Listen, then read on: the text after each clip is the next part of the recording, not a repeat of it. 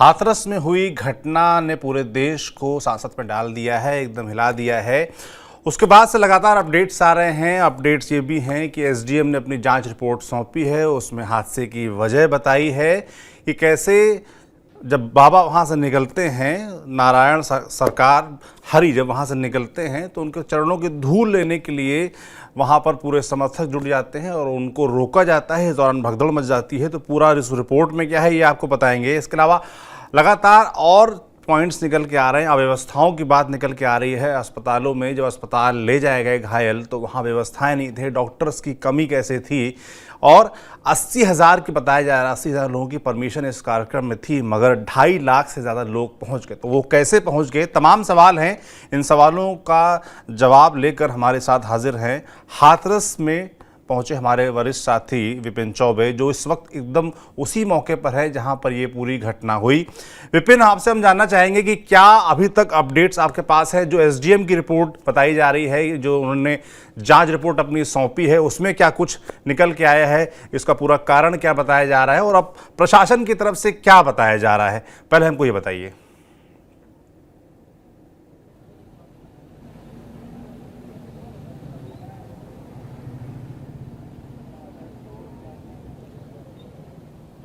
देखिए सौरभ, शुरुआत से अगर कल से लेकर आज तक के घटनाक्रम की बात करें, जांच के आदेश को देखें और जो प्राइमरी इन्वेस्टिगेशन रिपोर्ट आई है उसको अगर देखेंगे आप, तो पूरे मामले पर लीपापोती करने की कोशिश की जा रही है।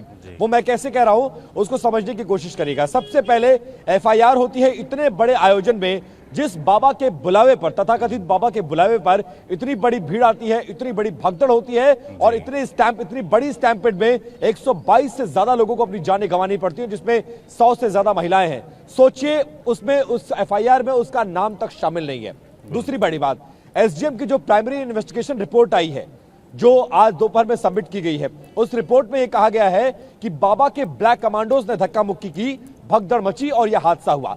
तीसरी रिपोर्ट जो कल मुख्यमंत्री ने गठित की थी एडीजी की अध्यक्षता में एक कमेटी, वो आज देर शाम तक अपनी रिपोर्ट दे देगी। इस बीच हुआ यह है कि तमाम लोग जो मारे गए थे, 4 अस्पतालों में उनका पोस्टमार्टम किया गया है, जिसमें हाथरस, अलीगढ़, एटा और इसके अलावा आसपास के जो जिले हैं वहां पर उनका पोस्टमार्टम किया है। बॉडीज को डिस्पोज ऑफ कर दिया गया, दे दिया गया परिवार वालों को। परिवार वाले अंतिम संस्कार के लिए चले गए हैं। केंद्र से लेकर राज्य तक से मुआवजा घोषित किया जा चुका है। मुख्यमंत्री ने दौरा किया, हाथरस पुलिस लाइन में उतरे हैं। हाथरस में पुलिस लाइन में उतरने के बाद उन्होंने उन अस्पतालों का दौरा किया जहां पर घायलों का इलाज किया जा रहा है, पीड़ित परिवारों से मुलाकात की। जिस घटना स्थल पर ग्राउंड जीरो पर मैं मौजूद हूं, वहां का दौरा किया और थोड़ी देर पहले उन्होंने प्रेस कॉन्फ्रेंस भी की है। अब इसके पीछे लॉजिक समझिए सौरभ, आपने भी जाना होगा कि इतनी बड़ी घटना में जब कुछ होता है तो पक्ष और विपक्ष दोनों तरफ टूट पड़ते हैं उस व्यक्ति पर, स्पेशली विपक्ष। लेकिन अभी तक एक भी पॉलिटिशियन सौरभ आपने नहीं देखा होगा जिसने बाबा के नाम लेने की हिम्मत की हो। वजह जानते हैं उसका क्या है? उसके पीछे वजह यह है कि बाबा का एक जाति विशेष धर्म रखना, और जो आसपास के जिले हैं, देखिए गौतम बुद्ध नगर से लेकर आप चलिए, गौतम बुद्ध नगर, मथुरा, आगरा, एटा, अलीगढ़, हाथरस, मैनपुरी, इटावा, ये वो बेल्ट है जहां पर एक बड़ी उस जाति विशेष की आबादी रहती है और बाबा को वो अपना भगवान मानती है। सोचिए, बाबा के इस कदर वो फॉलोअर्स हैं कि वो तथाकथित बाबा जिस रास्ते से निकलता है, उसके पैरों की धूल, उसके गाड़ियों की धूल के लिए वो जान देने पर आमादा है। इसीलिए उसके इंटैक्ट वोट बैंक में, क्योंकि एक जगह जब वो इस तरह के सत्संग को करता है तो लाखों की भीड़ जुटती है। ऐसे में उस जाति का वो बड़ा चेहरा है। हर चुनाव में बड़े बड़े नेता, जिनकी तस्वीरें इस वक्त आ रही है सोशल मीडिया पर, हर इलेक्शन में बड़े बड़े नेता उसके घर जाते हैं, दरबार सजाते हैं और जिसका आशीर्वाद उसको मिल जाता है, जिसको आशीर्वाद उस बाबा का मिलता है, उस जाति का वोट कहीं ना कहीं उस पार्टी को, उस संबंधित व्यक्ति को मिल जाता है। ये ऐसे समझिए पंजाब में जैसे डेरा सच्चा सौदा की हैसियत है, इन 4-5 जिलों में बाबा की हैसियत वैसी ही है। अब देखिए, अब मैं जहां पर हूं वहां के हालात आपको बताने की कोशिश करता हूं। सामने सबसे पहले मेरे कैमरा पर्सन अमित आपको दिखाएंगे, ये वो गेट देखिए, ये वो गेट है जो आम लोगों के लिए बनाया गया था और इसी गेट से पब्लिक गई और इसी गेट से अंदर आई। सामने आपको पंडाल नजर आ रहा है, उस पंडाल के ठीक पीछे से एक रास्ता है जहां बाबा की गाड़ी को इन एंड आउट होने का रास्ता था। उसी पंडाल के पीछे बाबा का वीवीआईपी सूट बना हुआ था, वीवीआईपी टॉयलेट, वेटिंग लॉन्च और सारी सुविधाएं से परिपूर्ण।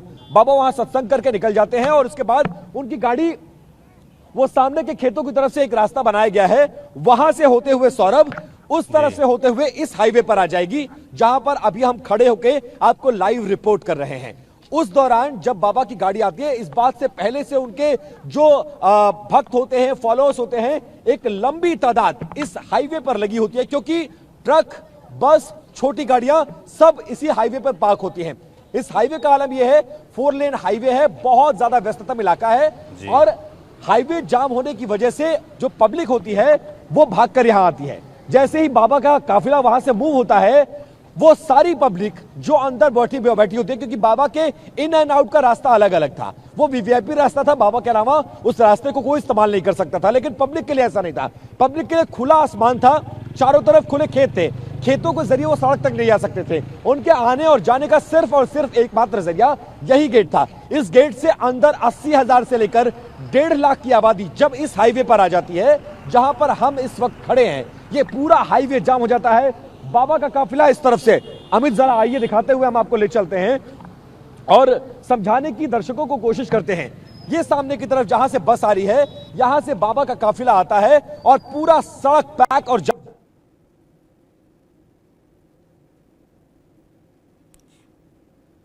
कुछ तकनीकी कारणों से रुक गया है। क्या हुआ क्या?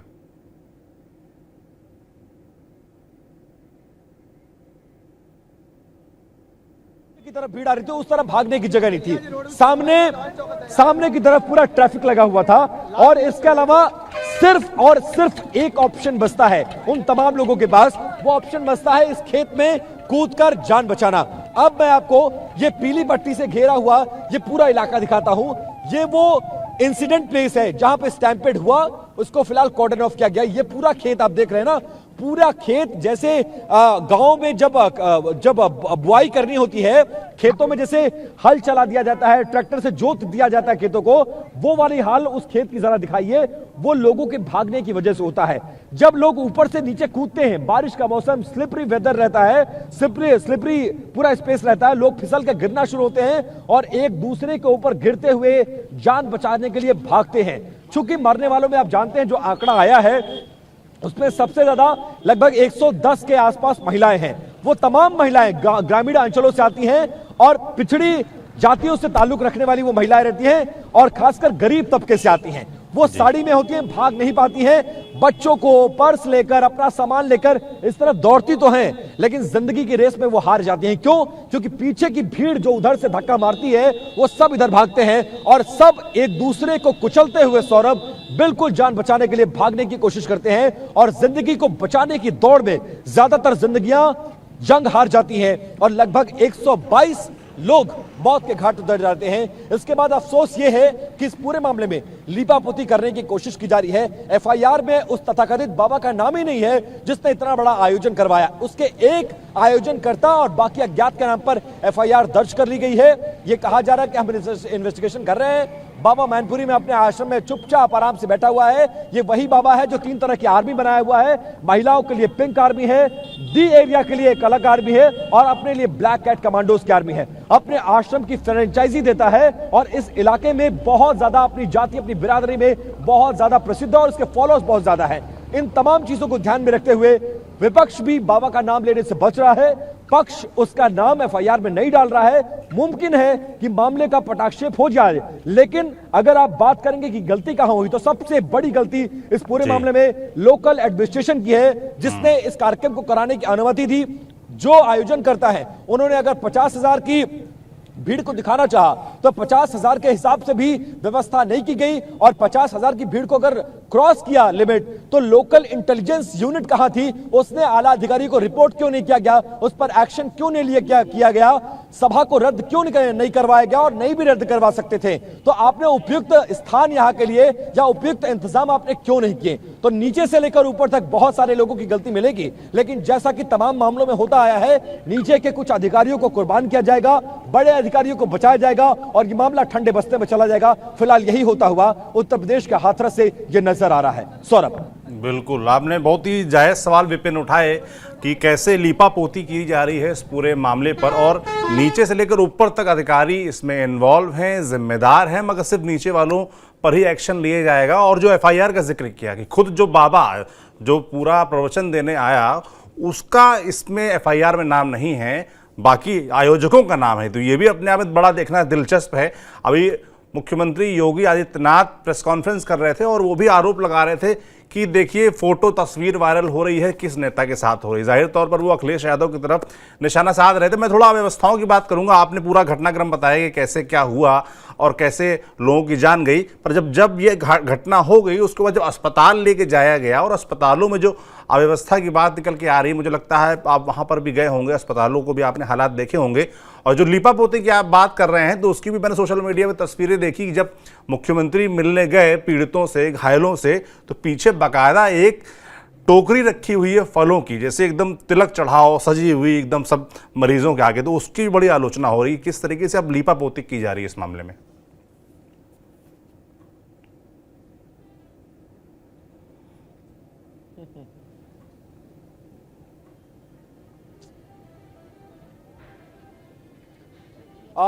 उत्तर प्रदेश और बिहार के सरकारी अस्पतालों की हालत ना सौरभ आपसे छिपी हुई है, ना मुझसे छिपी हुई है, ना जनता से छिपी हुई है। सामान्य तौर पर एक नागरिक अगर जाता है तो धुतकार मिलती है, फटकार मिलती है, पर्चा बनाकर उसको लावारिस छोड़ दिया जाता है। सरकारी अस्पताल बदतर हालत में है, ये बात किसी से छिपी नहीं है। और उसी बदतर हालत की वजह से जब लोग टेम्पो में, ई रिक्शा में, बाइक्स में, कार में, बसों में लाद कर लोगों को अस्पताल पहुंचाएं, तो अस्पतालों की हालत ऐसी थी, कहीं सिलेंडर नहीं है, कहीं ऑक्सीजन नहीं है, कहीं बिजली नहीं है, कहीं बेड नहीं है, बेड है तो चादर नहीं है, चादर है तो डॉक्टर नहीं है, डॉक्टर है तो कंपाउंडर नहीं है, कंपाउंडर है तो दवाइयां नहीं है। इस हालत में मरीजों को तड़पना पड़ा है। और मेरी जानकारी के मुताबिक बहुत सारे ऐसे लोग हैं जिनको ऑक्सीजन समय पर नहीं मिल सकी, इलाज नहीं मिल सका, इसलिए भी बहुत सारे लोगों के प्रभावित होने की आशंका जताई गई है। तो ये तो वो हालत है कि यूपी का कोई, बिहार का कोई, ऐसे राज्यों में कोई भी सरकारी अस्पताल इस तरह की किसी बड़ी घटना के लिए तैयार नहीं होता है। हाँ, ये जरूर हुआ है कि कार्यक्रम के बाद, इस घटना के बाद जब देर रात ये तय हुआ है कि कल मुख्यमंत्री यहां पर आ सकते हैं, तो कमरों की साफ सफाई की गई है, रंग रोगन किया गया है, चादरें बदली गई हैं, जैसा कि आप बता रहे हैं, फलों की टोकरी रखी गई है, एसी को ठीक करवा दिया गया, कूलर में पानी डाल दिया गया, कूलर को पेंट करा दिया गया। ये सारी कवायद जरूर अस्पतालों में कल शाम को हुई है, लेकिन उससे पहले कुछ ऐसा नहीं हुआ। और ये तमाम लोग जो हैं कि इत्तेफाक, मैं सही बोल रहा हूं गलत बोल रहा हूं, आप ये बताओ, सही बोल रहे हैं भैया? कोई बात मैंने गलत कही आप लोग? सरकारी अस्पताल बढ़िया हालत में चल रहे हैं, कल कोई व्यवस्था यहाँ पर थी, कोई पुलिस का इंतजाम थे? अगर पुलिस के इंतजाम होते तो क्या ये केस होता? नहीं होता। नहीं होता भैया? नहीं होता। नहीं होता। गलत कह रहा हूँ मैं? कोई भी इंतजाम नहीं था यहाँ पर। और हॉस्पिटल में हम मौके पे थे, कोई भी डॉक्टर नहीं था मौके पर, कोई भी डॉक्टर, केवल एक डॉक्टर था, वो आला लटकाए घूम रहा है, वो किसी को देख नहीं पा रहा है। हाँ, 35 50 लोग पहुंचे हैं, अस्पताल को तैयारी रखनी चाहिए। 89 लोग तो मैंने डेड बॉडी उधर गिनी है जाके, 89 89। उसके बाद कोई सुनने वाला नहीं, एसडीएम डीएम कोई इंतजाम था? शासन प्रशासन की बहुत बड़ी चूक है इसमें। क्योंकि जब तुमने 50,000 लोगों की परमिशन दे दी तो यहाँ से 2.5 से 3 लाख आदमी कैसे आ गया? और आ गए तो आपने रोकने की कोशिश क्यों नहीं की? आ गए तो आपने व्यवस्था देने की कोशिश क्यों नहीं की? बाबा के लिए आने और जाने का इंतजाम अलग अलग, तो जनता के लिए इंतजाम क्यों नहीं? जनता के लिए कोई इंतजाम नहीं करता है। कोई इंतजाम था भैया? नहीं। कोई इंतजाम था? कोई इंतजाम था? कुछ नहीं था। कोई इंतजाम नहीं था। तो सौरभ देखिए, पढ़े लिखे को फारसी क्या कहते हैं, हाथ कंगन को आरसी क्या, और पढ़े लिखे को फारसी क्या? जनता बता रही है। ग्राउंड जीरो पर खड़ा हूं, सड़क पर खड़ा होकर रिपोर्ट कर रहा हूं और लोगों से ही पूछ रहा हूं कि भैया बता दीजिए कोई इंतजाम था क्या? जहां खड़े हैं ना वहां कोई इंतजाम था, ना अस्पतालों में कोई इंतजाम था। थोड़ा मैं जानना चाहता हूं कि जो मुख्यमंत्री पहुंचे, योगी आदित्यनाथ पहुंचे, उसके बाद उन्होंने अधिकारियों से क्या बात की, क्या जाना? क्योंकि जो विजुअल्स आ रहे हैं उसमें आवाज तो सुनने को आ नहीं रही है, तो अधिकारियों से जब बातचीत हुई, जो मीटिंग चल रही है लगातार, सुबह से दौर चल रहा है, मुख्यमंत्री पहुंचे हुए, तो क्या बातचीत की उन्होंने?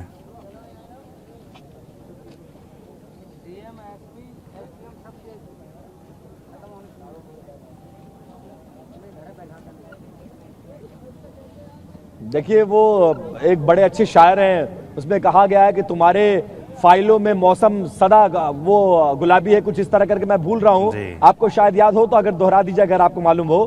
तो यही होता है, जब इतने बड़े नेता आते हैं तो अधिकारी क्या बताएगा कि साहब नहीं हमने गलती कर दी, हमने इंतजाम नहीं किया था, या फिर हम व्यवस्था देते तो ये घटना नहीं हो पाती। आप एक्सपेक्ट करते हैं क्या सौरभ इस बात को? जी, क्या एक्सपेक्ट करते हैं आप? कोई अधिकारी ये कहेगा? ठीक बात है, एकदम ठीक कह रहे हैं आप। हमारे साथ पीयूष पांडे भी जुड़ रहे हैं और सुप्रीम कोर्ट में आज एक PIL भी इस पूरे मामले को लेकर दाखिल की गई है, उसके बारे में भी जानेंगे पीयूष से। विपिन, आप कुछ कह रहे हैं जी। प्रोटोकॉल दिया जाता है, सर करके आगे पीछे घूमने की कोशिश की जाती है। मुख्यमंत्री भी जब आए, मुख्य सचिव, DGP, commissioner, DM, SP, SSP सारे लोग घेरे हुए थे। उनकी मौजूदगी में दौरा करते हैं, लोगों से मिलते जुलते हैं, या घटना स्थल का दौरा करके वापस चले जाते हैं, प्रेस कॉन्फ्रेंस करते हैं, लखनऊ चले जाएंगे, मामले की फाइल आगे बढ़ेगी, FIR हो चुकी है, कमेटी अपनी रिपोर्ट सौंपेगी, एक्शन लेंगे, गिरफ्तारी होगी। लेकिन ढाक के 3 पार ऐसे केसेस में जो मेरा अनुभव कहता है कि अगर आपको नजीर पेश करनी है तो फिर जिले के जो आला अधिकारी है, जिले का मालिक होता है DM, जिले के पुलिस का मालिक होता है SSP, उन दोनों की फेल्योर रही।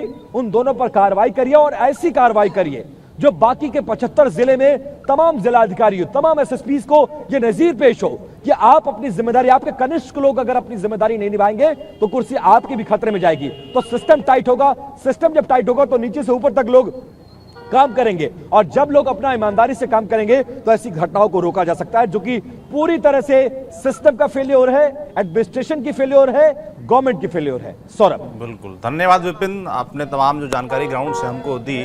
अब पीयूष से बात करते हैं। पीयूष, क्या पूरा मामला सुप्रीम कोर्ट में जो पहुंच गया है, उसमें PIL जो आपने बताया दाखिल की गई है, तो उसमें क्या कुछ है, किस तरह के आरोप लगाए गए हैं, किस तरह की मांग की गई है, और सुप्रीम कोर्ट जाहिर तौर पर इस तरह के मामलों में कैसे अपना रिएक्शन देता है, क्या करता है, और कब इस मामले की सुनवाई हो सकती है, थोड़ा उसके बारे में बताइए विस्तार से।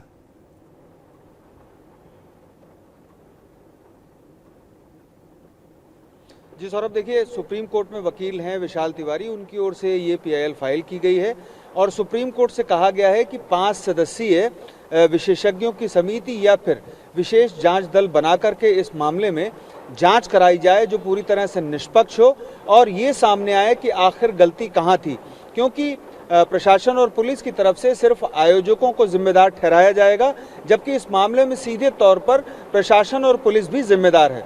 तो कुल मिलाकर के सुप्रीम कोर्ट से इस मामले में SIT या फिर विशेषज्ञों की 5 सदस्यीय समिति बना करके जांच कराए जाने की मांग की गई है। साथ ही ये कहा गया है कि राज्य सरकार से इस मामले में स्थिति रिपोर्ट तलब की जाए जो ये स्पष्ट करे कि आखिर क्या इंतजाम किए गए अब तक, जो मृतकों के परिजनों को मुआवजा देने संबंधी या फिर पीड़ितों के इलाज के संबंधी ये उठाए गए, और इसके अलावा जो भविष्य में ऐसे कार्यक्रम होंगे उनके लिए सुप्रीम कोर्ट से दिशा निर्देश जारी किए जाने की मांग की गई है।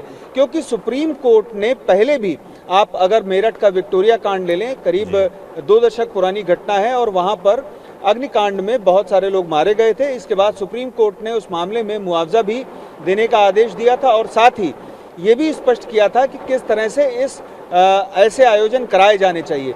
साथ ही ऐसे मामले में सुप्रीम कोर्ट में 2 और मामले हैं जिनमें स्कूल में अगर कोई फंक्शन होता है तो किस तरीके से उसका आयोजन हो, और साथ ही स्कूल बसों को लेकर के भी सुप्रीम कोर्ट ने ऐसे मामले में हस्तक्षेप किया था और दिशा निर्देश जारी किए थे। यहाँ पर अब हाथरस में जो भगदड़ में 125 लोग मौत के घाट उतर गए, उनको लेकर के अब सुप्रीम कोर्ट से मांग की गई है और सुप्रीम कोर्ट इस मामले पर जल्द सुनवाई करेगा। हालांकि इस मामले में आज कोई मेंशनिंग नहीं की जा सकी क्योंकि अवकाशकालीन बेंच इस मामले पर सुनवाई कर रही है, और अब जब नॉर्मल बेंच 8 तारीख से यानी कि 8 जुलाई से बैठेगी, उसके पहले सुप्रीम कोर्ट से जल्द सुनवाई की मांग की जाएगी और संभावना ये बनती है कि इतना गंभीर मुद्दा है, ऐसी स्थिति में सुप्रीम कोर्ट इस मामले पर जल्द से जल्द सुनवाई करेगा। साथ ही सुप्रीम कोर्ट से इस मामले में मेडिकल यानी कि चिकित्सकीय सुविधाएं क्या मुहैया कराई गई मरीजों को, परिजनों को या घायलों को, और साथ ही मृतकों की जो शव हैं उनका निपटारा किस तरह से किया गया, जो लावारिस लाशें हैं उनका क्या किया गया, ये सारे एस्पेक्ट जो है PIL में उठाए गए हैं।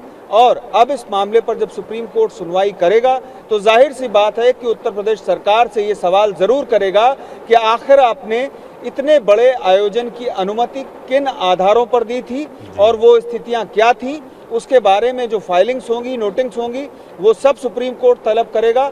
और जब उसे समुचित जवाब नहीं मिलेगा उत्तर प्रदेश पुलिस की तरफ से या फिर प्रशासन की तरफ से, तब सुप्रीम कोर्ट इस मामले में जाहिर सी बात है कि उत्तर प्रदेश सरकार को कड़ी फटकार लगाएगा।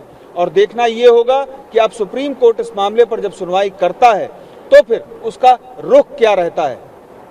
जी सौरभ। बिल्कुल, सुप्रीम कोर्ट में जब पूरी इस मामले की सुनवाई होती है तो सबकी नज़र रहेगी कि क्या कुछ सुनने को मिलता है। एफआईआर की जानकारी थोड़ा मैं आपसे लेना चाहूँगा। जो इस मामले में एफआईआर दर्ज हुई है पीयूष, 105 दफ़ा, 110, 126(2), 223 और 238, ये सब भारतीय न्याय संहिता जो नई कानून लागू हुए हैं उसके तहत हुई है। थोड़ा इसके बारे में हमारे दर्शकों को समझा देते अगर आप।